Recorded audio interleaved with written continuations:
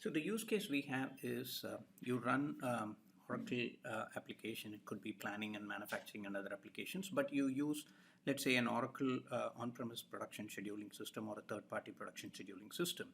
To export the data, now we are going to use OTBI to get all the information required for the external scheduling system.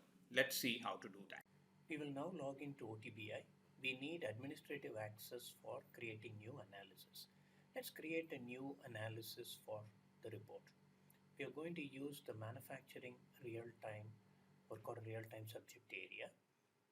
And we are also going to add another subject area, the pre-built subject area, which is the manufacturing resources usage real-time subject area. Once we do these two, we can now start selecting the specific information we want. Let's say first we are going to take the work order information from the manufacturing work order performance subject area. So we go to the work order and pick up the work order number as the first field that we want to include in this whole report. We are next going to add the information for the start date and completion date of the work order. This would be required by a third-party scheduling system. Next, we will add the product information, which is the item number or the item name as we call it. Similarly, we are going to add all the other fields required from the report. For example, the work order operation details, work order resource type, usage UOM, the work order operation resource basis type, whether it's a scheduled, the charge type, the start and completion date of the resources, etc. We are also going to add a filter for the organization which we want to send the report to a third-party system, and also the specific dates for which we want the production report to be sent to a third-party scheduling system.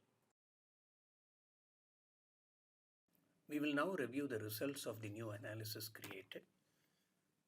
We can see the complete data of the query that we created in a denormalized form of all the work order information. We can also check the complete XML sequence and the XML code for the report. You can save this now as a PDF, Excel, and export the data in a CSV format in any format that we want. In addition to exporting data in any format using OTBI, we can also invoke the OTBI report using a SOAP service. We will see how to use a third-party tool like SOAP UI to automate and run OTBI report using SOAP service.